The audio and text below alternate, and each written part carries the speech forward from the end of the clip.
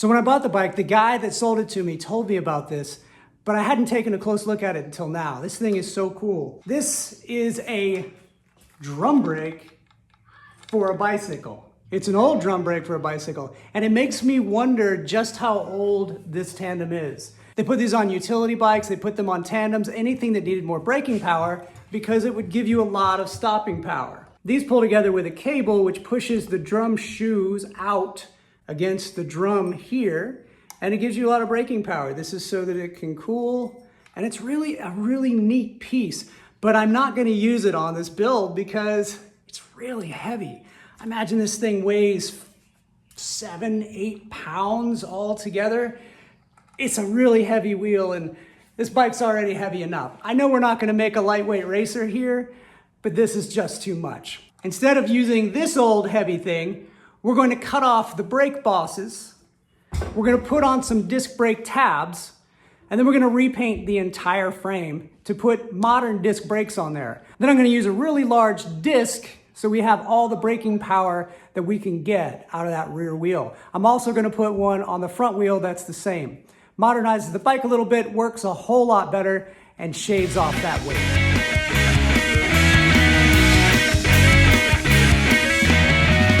I don't know if you could tell from the video, but it was really hard to get this seat out. There wasn't a bit of grease on here, and as you can see, there's a lot of rust right in here, but it's a neat post. This is a suspension post, and I have no idea what year the suspension post was made, because I think this bike is early 90s. But on the bottom here, there's actually an adjustment knob where you can adjust just how stiff or how not stiff this suspension post is. I'm still not gonna use it when we rebuild the bike because this isn't really something that we need. It was just kind of a fun thing in the 90s that they were doing. It's also missing some parts, and like I said, it's kind of rusty. So we're not gonna use this guy, but it's still pretty cool.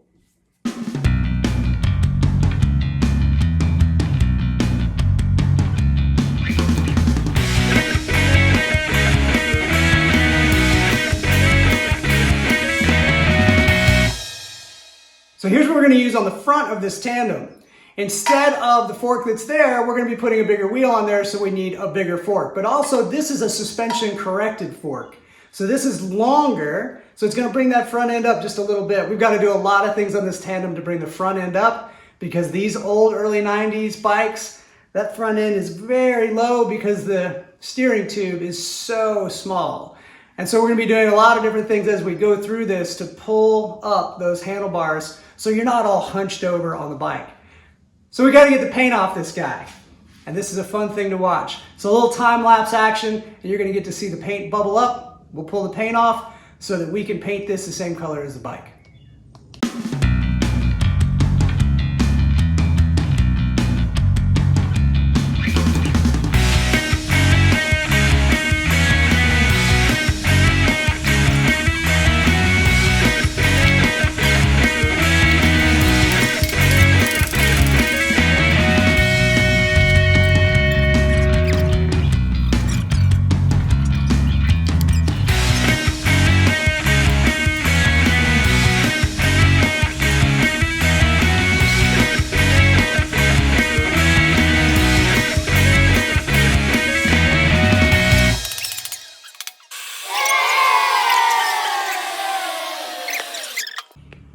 So I'm trying to get this seat post out still. There's something inside this handlebar, and I'm wondering what is going on because this thing should be totally hollow. So let's take something and stick it down in there. See if we can figure out. Shouldn't make any noise at all, and it's got something in there rattling around. Oh my gosh! Somebody was playing a joke on this guy and put this piece of foam inside of the frame with a bunch of spoke nipples so that it would just sit there and rattle, and the guy would be trying to figure out, why is my bike rattling? And he probably would never find this because it was stuck down inside the handlebar.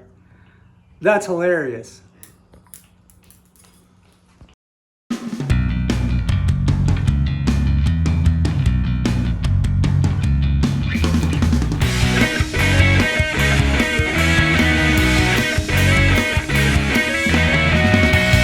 so we're almost to the fun part, and that's the painting. But before we get there, when I shaved off those brake bosses, we screwed up the frame just a little bit. We kind of scratched it up, and I want to make sure that those don't show up. I want to make sure that it looks like they were never there at all. Plus, when we were pulling the seat post out with the forklift, we dropped the frame on the ground, and it hit something on its way down, and we put a little dent in the frame. Well, I can't take the dent out, but I can fix it the same way you'd fix a dent in a car. And so I filled that in with Bondo just like I did the brake boss scratches.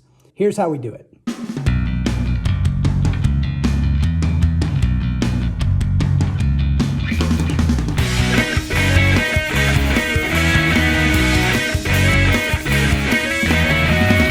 So all the big deal that they're making right now is like bigger wheel spacing, and they're going boost, they're going super boost, and before that it was not quite as wide. And so this is like an older 26-inch wheel. This was before boost, so this would be called non-boost. But when they made this tandem, these were more of a boost. They're actually wider in the back end, and so we have to bend this back end back together just a little bit before we put on the paint, before we do any of that, so that this will fit.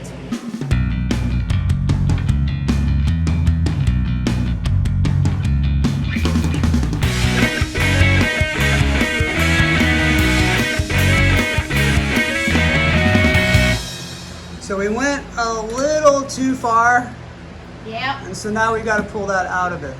All right, so that was pretty simple. All I did was grab a hold of the frame and just pull, and I bent it out, and now everything fits. And we're ready to weld on the disc brake boss. I ordered it from Frame Builder Supply, and we're gonna weld that little guy on there, and then we'll be ready to paint.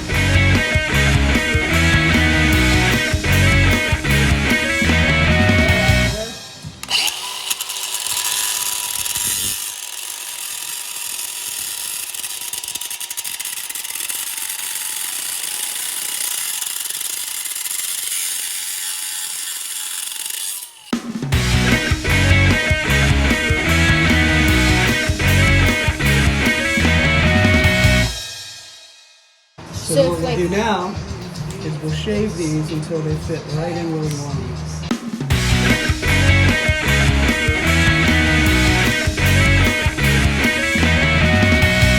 So I'm trying to save money on this thing, and so I ordered cheap brakes off of Amazon. And I could get a pair of brakes for like 30 bucks. I was like, great, good deal. Actually, I think it was even cheaper than that.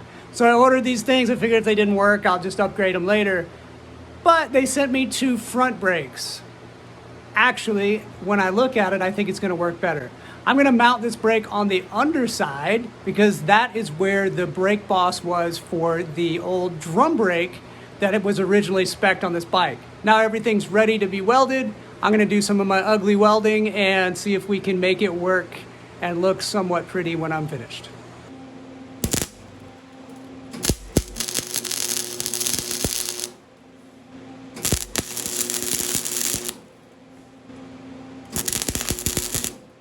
So I'm just gonna tack it on there first because I read somewhere that when you tack it on one side, it tries to pull that way. And so what you wanna do is tack it on one side and then tack it on the other side. So I'm gonna pull the wheel off. Now that it's in place, I'm gonna tack it on both sides and then finish welding. So I went to take the wheel off and I realized I'm a total freaking idiot. I put the wheel on backwards, and that means I've welded this on the derailleur side. That means I gotta take it off and I got to put it on the other side, on the non-drive side. So let's start over. Actually, it wasn't too bad of a mess up. I was able to pull it off there pretty quickly. And when I run the other side, even though I ground off the stop that I needed for the derailleur, we'll just run cable housing the whole way, which I was probably going to have to do anyway. So here's the new one. Let's go ahead and tack weld this guy on.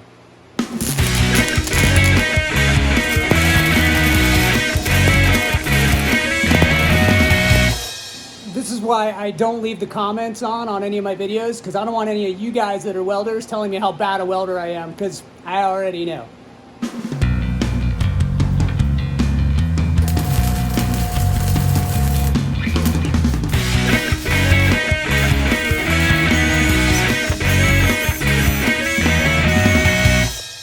So they say the devil's in the details, but I say it's the angel that's in the details. So every little piece of this bike, now we have to get all the rust off of it, paint some of this stuff, so that when we put it back on the bike, we don't have a brand new looking frame with all these old worn out looking parts. So what we're working on right now is silver crank arms and the silver chain rings.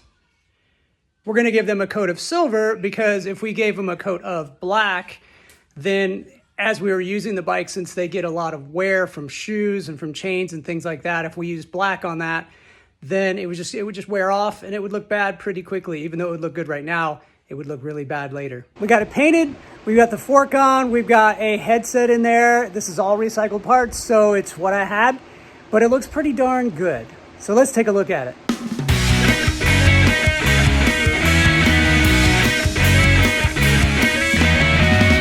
Finally, the exciting day is here where we get to start putting this guy back together. But the first thing we need to do is treat the inside of this frame. I'm not going to use any kind of fancy treatment or anything like that, but I am going to put some oil inside of there so that any corrosion that started is going to stop. I've gone to great lengths to spend almost nothing on this, using almost all recycled parts. Of course, the paint is not recycled. A couple other things like the bottle cages are not recycled, but everything else has come from pre-used sources. So everything here has been used one time before, and not many of the things here have cost me much money at all. So we're gonna treat this frame and start putting it back together.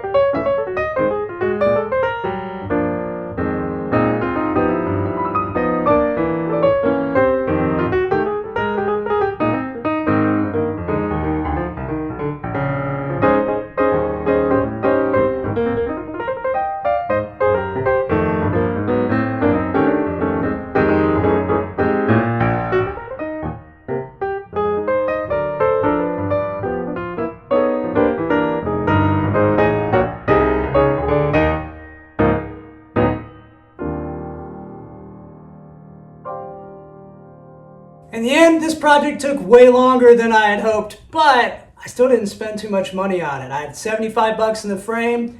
I ended up having to buy one more tire because the back tire was just a little bit too big and it was rubbing the frame. So that was another $40. I also had to buy a longer shifter cable because this thing is crazy long. And so that means that I had to order a $10 Shimano shifter cable. So that brings us up to around 150 bucks.